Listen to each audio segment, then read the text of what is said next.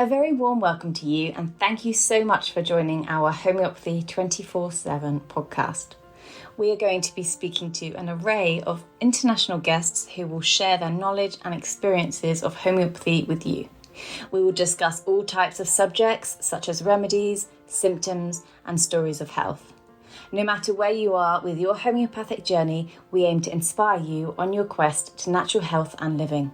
The podcast is brought to you by Greensmith, the founder of Homeopathy 24/7, which is a global platform connecting you with a homeopath wherever you are in the world, 24 hours a day. So let's get started with today's chat. Please welcome Mary Greensmith.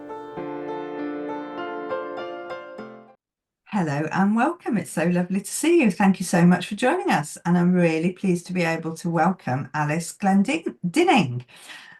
Thank you very much, Alice, for joining us today. It's lovely to see you. Lovely to see you too, Mary. It's great to be here.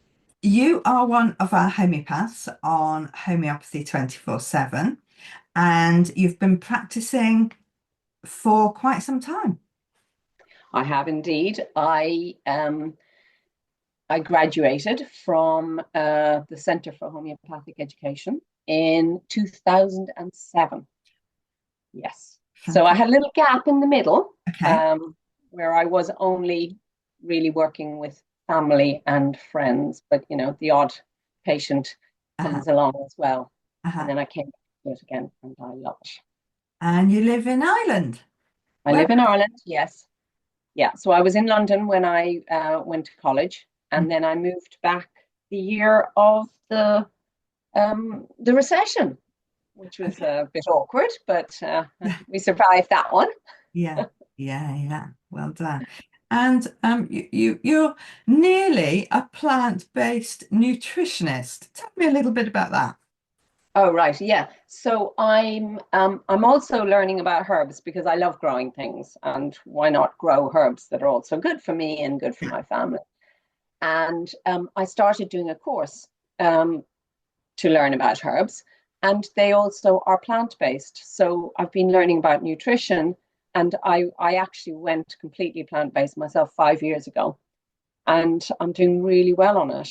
And so yeah, that's my my patients aren't necessarily plant-based, but I definitely encourage people to have a lot of plants in their diet. It's so good for you. And today we're going to talk about homeopathy and reactions. What happens to the body when we take a homeopathic remedy? Tell me a little bit about why this is so important. So it's often part of a clear out. It's part of a clearance, and our bodies are incredibly intelligent.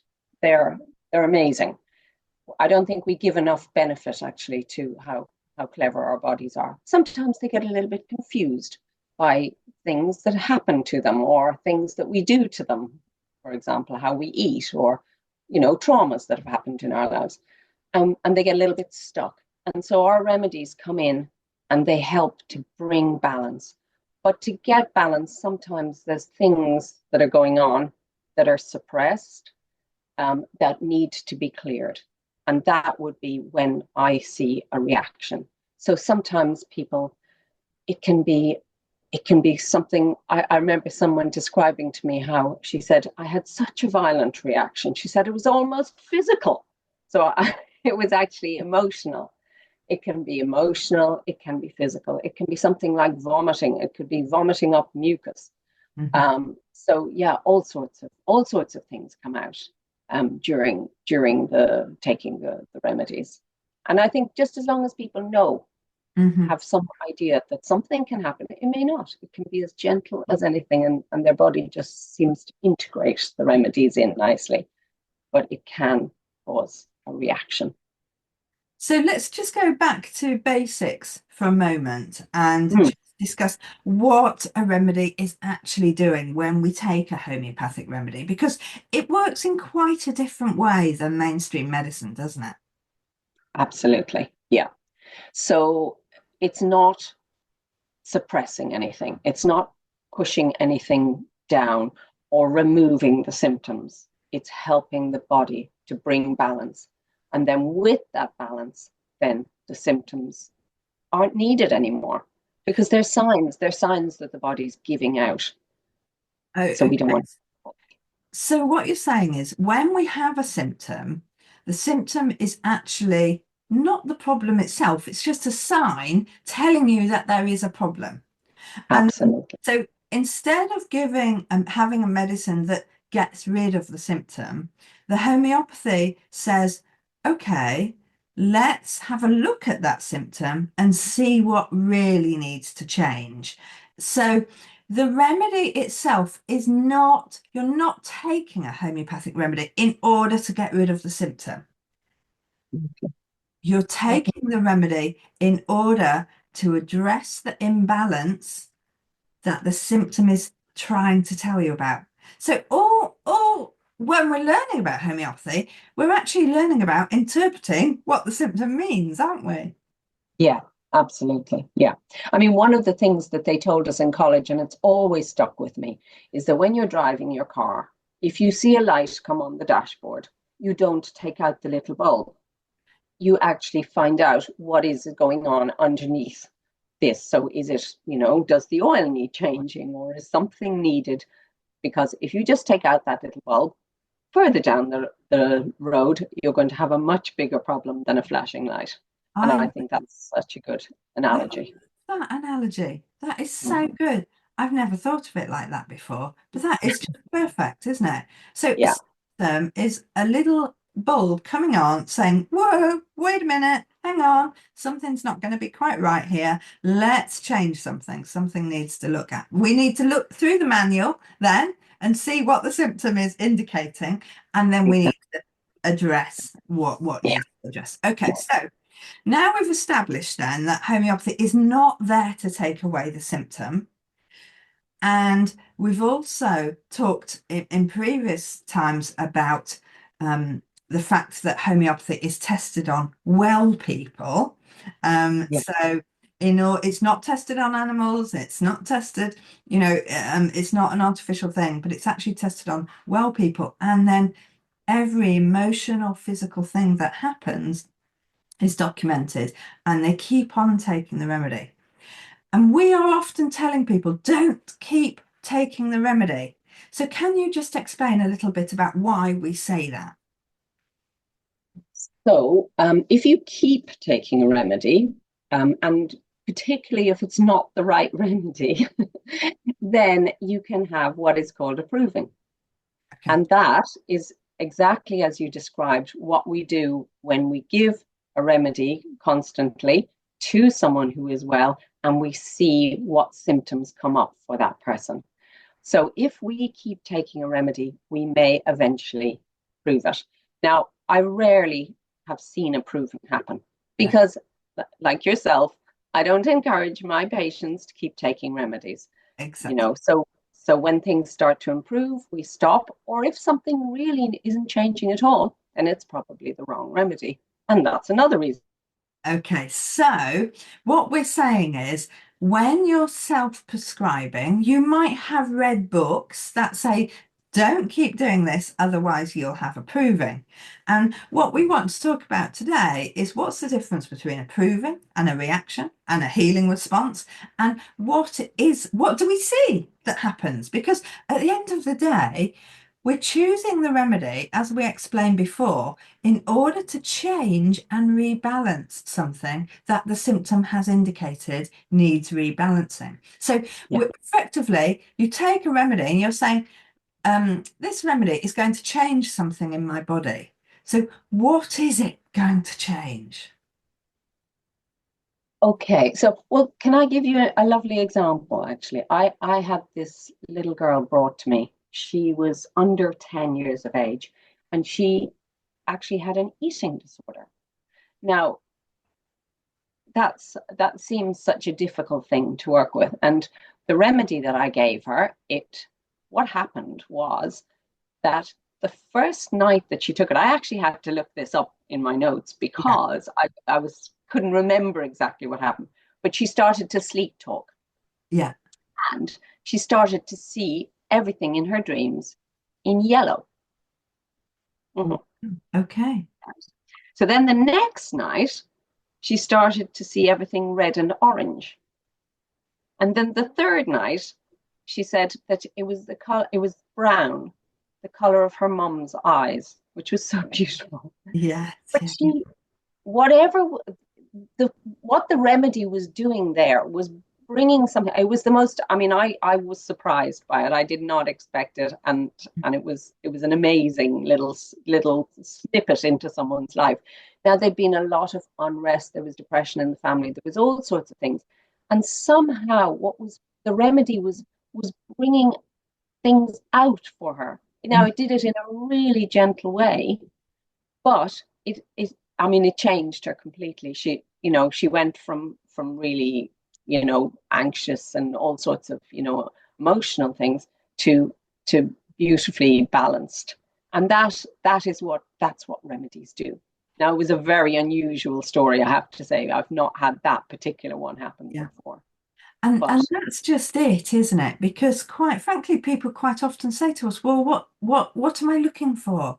And we mm, say, because if we say, well, look for this and look for this, then they won't look for what's absolutely, happening in the dreams. So yeah, we can't say what to look for because every single person, yeah. their healing response acts slightly differently. Totally. Yeah. Yeah. I mean, I've had people, who have vomited Yeah. after a remedy. Yeah. And that symptom, now, if I look at that remedy and I know that remedy well, then I can say, oh, actually, vomiting could be part of the picture, but Yeah. they might not expect it at all. So sometimes you have to say you might get, or you might get a cold, you might get a clearing. Yes. And that's, I think, vomiting, colds, all of dreams, Yeah. they're all part of clearing. So that's. Absolutely. And let's just talk about because there are loads of ways our body are going to clear and rebalance, aren't there? Because I have one patient that says, I said, oh, you've booked in. Why have you booked in to see me again? She says, I think I need a good cry. So, and she knows that I'm going to give her a remedy and she's going to sit down for 2 hours, have a good cry, and then the next day, her whole world is completely different. And Yeah. she gets it. She kind of gets it. But many, many, many clients don't have that at all. Yeah. So No, absolutely. Yeah. Yeah. I mean, you can have where a client comes back to you and, things have shifted and, they've I've had people who've, suddenly stopped smoking and or yeah, suddenly stopped drinking and things like that. And and they say, has that got anything to do with the remedy? And you think, well, yes, it does, yes. But they've not had any clearing or any physical response. yes, It's very hard to tell people, expect this or don't expect this. It's exactly. what their body needs to do to Yeah. bring that balance, and it uses the remedy as it needs, back to that intelligent body again. And quite often people will say to us, well, I took the remedy and nothing happened. And we then say, well, let's just go through where we were last week. And so we sit them down and we recite some of the things that they might have said 5 or 6 weeks previously. And Mm-hmm. we find that things are absolutely completely different. For instance, they've gone out and had an interview for a job, whereas they've been 6 months not been able to do that. Yeah, yeah, absolutely. I had a patient actually. He came to me.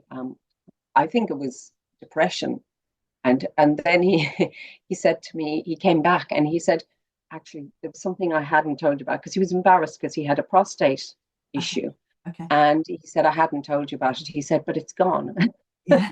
Yeah. And he realized actually that it was related to that. Now his depression was a little bit slower in Yeah. sorting itself out. And that's the other thing is which comes first. Physical may get sorted out first, or emotional might get sorted out first. It's not always again in the way that we expect it to happen. And that's why we love homeopathy, isn't it? And there's so many examples of, I had a gentleman come to me with rashes on his hands, and I actually gave him a remedy for grief because although his wife was still with him, she had dementia and he had lost the relationship that he'd always had with his wife. Yeah. And the next time he came back and his rash was gone, but he realized that more importantly, what the issue had been. Yeah. And then he was able to move forward from that. So he was kind of just stuck, and his hands were showing him, you're stuck in this place and you don't want to address it. And it kind of takes people off one groove, doesn't it, and puts them onto another groove. Yeah. Yeah. Absolutely. And so the reaction, the healing process, whatever it is, the change can be absolutely anything. Yes, it can. Yes, it can. Yeah. Yeah. Vomiting up stringy mucus Yeah, or diarrhea. I mean, again, you do need to warn people that something may happen. So, if they've got a big party the next day, it might not be the best time for taking that remedy. They might want to wait. to wait Um, until after. yeah, yeah, and I have said that to people, and they've said, "Oh, will I wait on this?" And it's it depends. It depends on on how, again, how much you trust your body as well to clear things. But if you do think, oh, if I take this, something might happen, and it's also the things that are what's the word? The things that you're susceptible to might come up more Okay. in their way to clear, especially if you've been taking a lot of medicines that have suppressed things, then it still might still need to show itself before it goes. It's like giving a wave goodbye, you know? Yeah. Okay. So we've got their old symptoms returning. So something that has been before, um, they've had medication and that's pushed it back into the body and it's still in the body. What the remedy can do is push it out of the body. So we say that it's an old symptom returning, and allowing the body to mend it is the healing process. Yes, absolutely. Yeah. So, for example, someone who came to me, I think she'd had tonsillitis as a child, a lot of tonsillitis, and had been given multiple antibiotics. And she was now in her 30s, She hadn't had tonsillitis for so long. Yeah. But she said to me, "Oh my God, I've got tonsillitis." And that there it came, But we worked with it.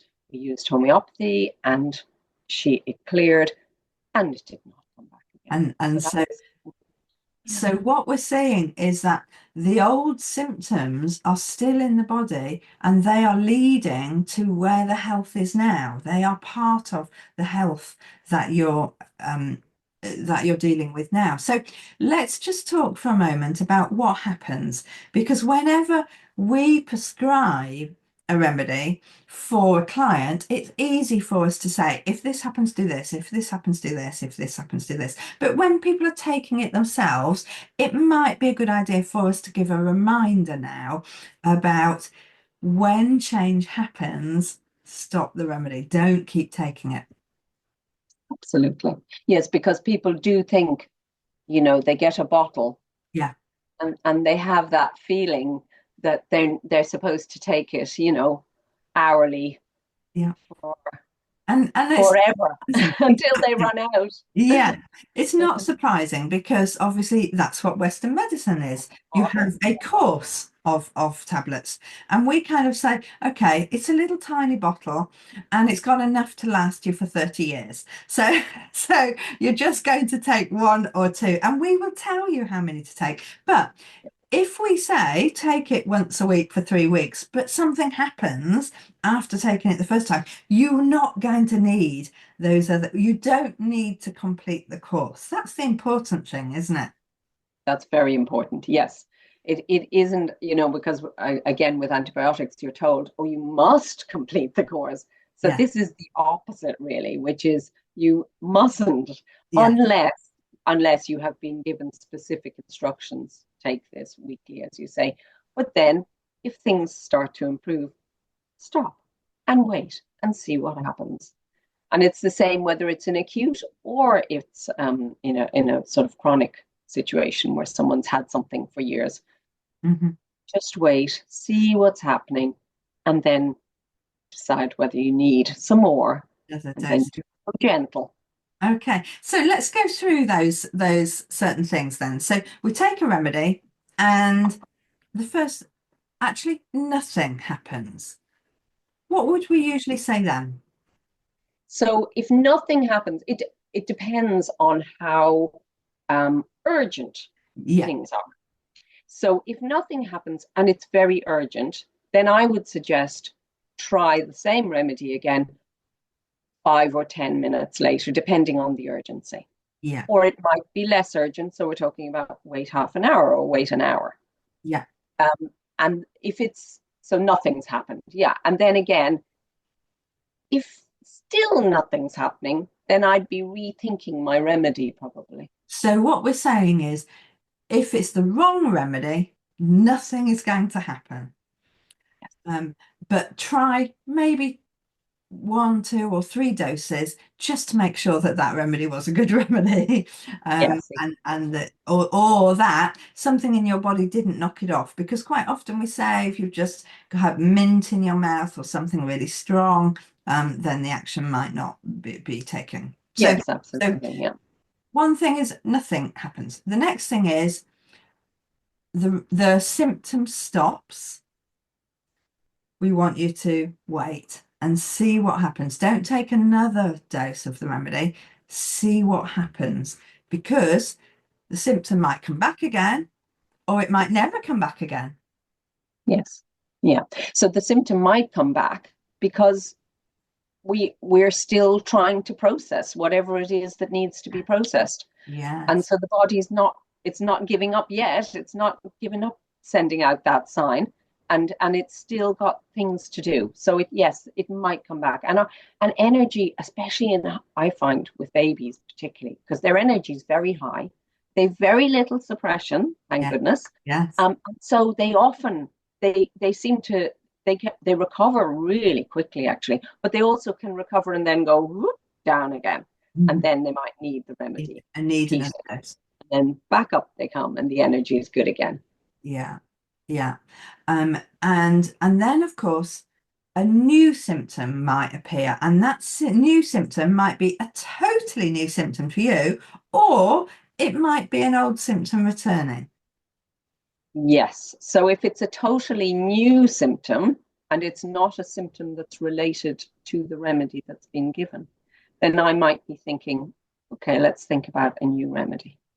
Okay. Because you might need to take multiple remedies throughout an illness. It's not, it's not just the one. No, we're kind of peeling an onion, aren't we? We're taking away layers of health, and underneath there might be something that needs to be addressed. And that's what we would expect with a lot of people who have had multiple multiple medications or lots of things happening.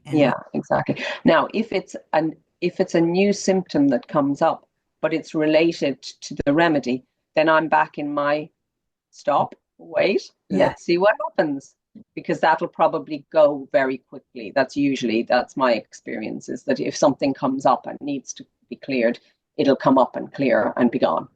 And also it's important to think, well, actually, can you cope with that new symptom? How distressing is it for you? Because we know that if we can let our body resolve it, then our body has learnt how to resolve it.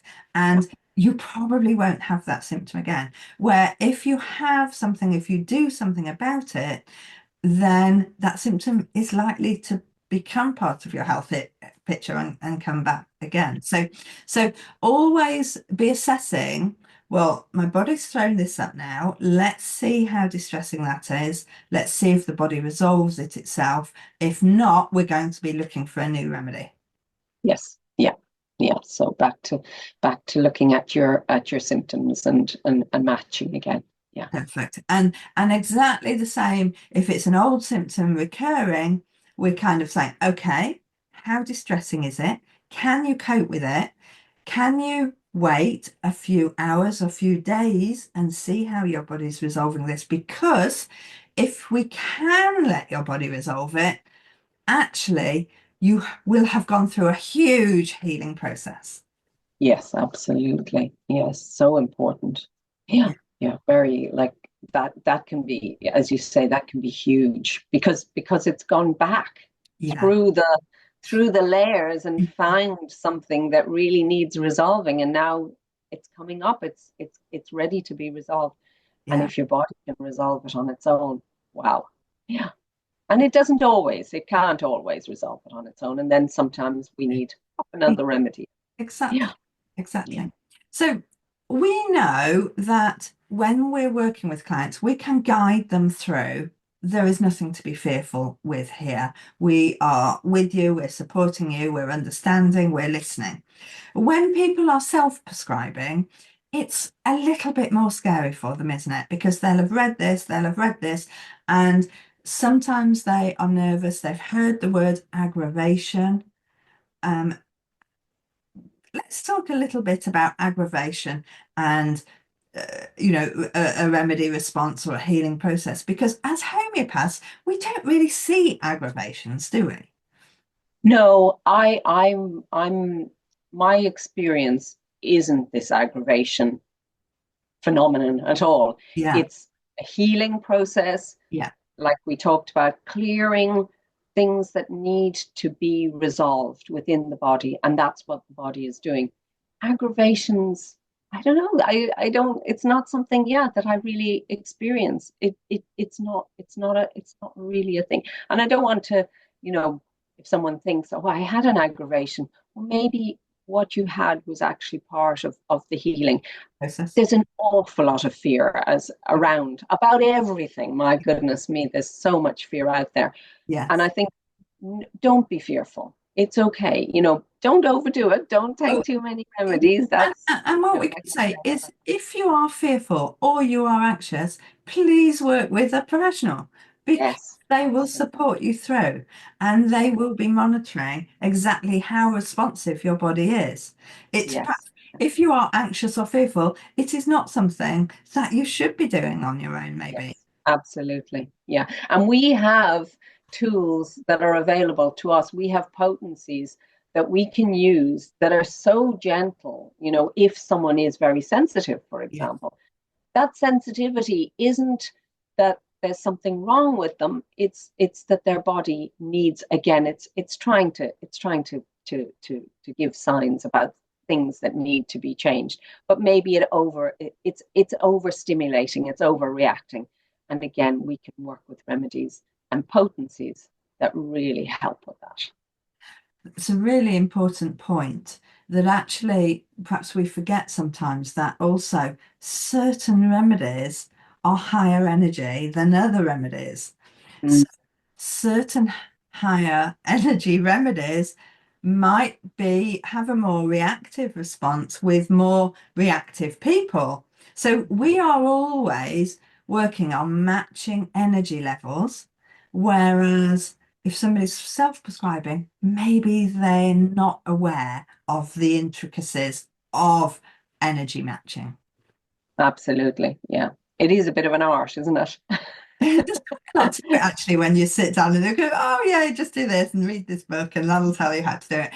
Um, but and we forget that all of this is just going through our minds unconsciously, effectively. Yes, because we're so used to it now at this stage that you don't think, again, as I say, babies, their energies on the whole is really high. Yeah. Whereas someone who's more elderly, now I'm saying this, and it's probably, there'll be, people who are a bit older thinking, well, I've got very good energy. Yeah. But you might be looking at someone and saying, okay, I'm gonna go gentle here because their energy is quite low, and so I need to.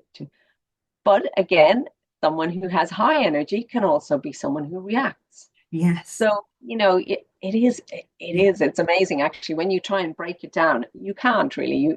You have to deal with each individual.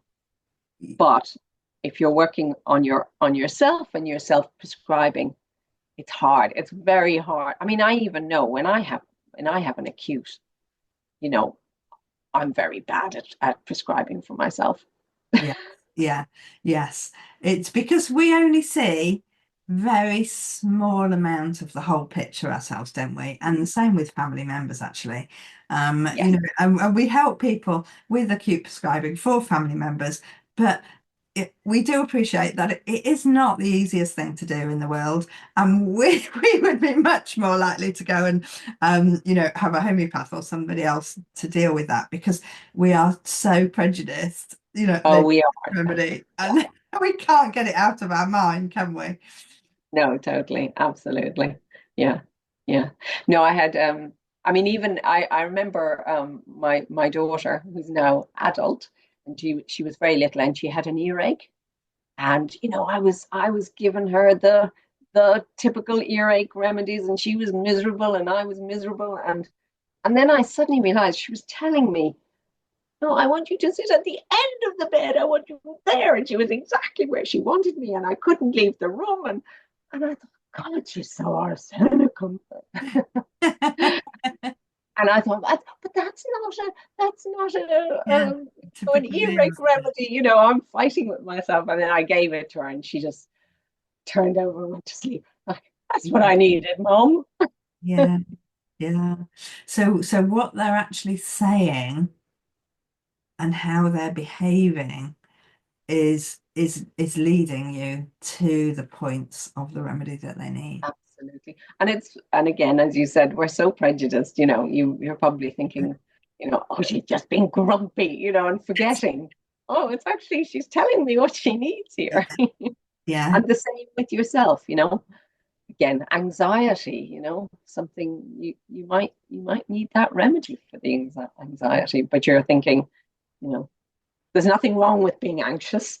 I'm I'm anxious because I'm sick, getting to connect. exactly. Connecting all those dots.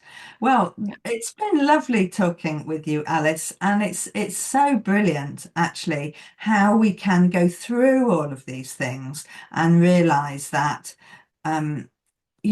everything that people say, everything that they do, every symptom that presents, every energy level that they have, every remedy that we're considering, it's all so individualized. absolutely. Yes, it really is. Yeah. Yeah. Yeah. Love it. Love working with it. It's fascinating. It still fascinates me. No. Let's do this again, Alice. It's been lovely talking with you. Great, Mary. Lovely talking with you too. Thank you so much. Thank you, Alice, so much for coming and sharing this time with me. It's been a real pleasure talking with you about homeopathy. Now, next week, I'm going to be talking to Tracy Campbell, and we will be discussing how homeopathy can help with eczema and the importance of understanding the root causes of skin symptoms. It's going to be a real special edition, so I hope that you can join us there. Take care. I do hope you've enjoyed these episodes, and I do hope you can subscribe to our channels. Now, there are various ways for you to listen to our podcast or watch it on video on YouTube. So whether it's iTunes, Spotify, or YouTube, please do subscribe and please do leave us a review. If you leave us a review on these platforms, then more people will see our podcast. We just want more people to share the joy of homeopathy. It's a choice that everybody should know about. Please do everything you can to help us help more people.